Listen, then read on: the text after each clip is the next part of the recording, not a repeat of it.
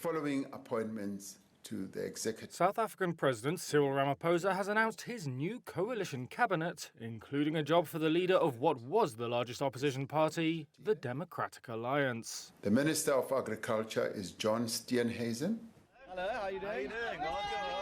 Ramaphosa's African National Congress was forced to join with rival parties to stay in power after losing its parliamentary majority for the first time in 3 decades in a May 29th election.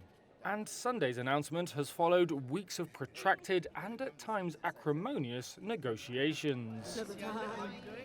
Political analyst and former South African diplomat Melanie Verwoerd said what had emerged was a major shake-up with very few of the old faces still in there. Like John Steenhuisen in agriculture, I don't know what he knows about agriculture apart from that you buy chickens in supermarkets. But I do understand why the DA fought for that. I think it's because they want to get some of the Freedom Front voters. That's one of the few growth points still for the DA. Freedom Front is a smaller party with its base in white Afrikaans-speaking voters. The markets, which had welcomed inclusion of the business-friendly DA in South Africa's coalition government, responded favourably to the new cabinet. South African assets rose sharply on Monday. Some investors, however, said the gains were likely short-lived, as it would take time for the new government's agenda and performance to become clear. The reaction on the streets of Johannesburg was more mixed.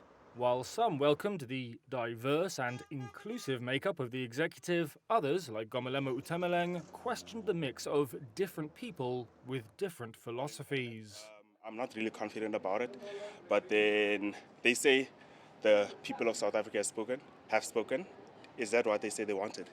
That's my question. I don't really support it fully, but hey, what can we do? Because at this point, I feel like we've spoken, but we're not being listened to. Alongside the DA, Ramaphosa has made space for 5 other coalition parties in his cabinet. But now that the wrangling over portfolios is over, the government faces the more daunting task of governing. That's in the face of a struggling economy, crumbling roads and power stations, and high unemployment. Whether the coalition of former enemies can improve on the ANC's record may depend, analysts have said, on the extent to which they can set aside their ideological differences.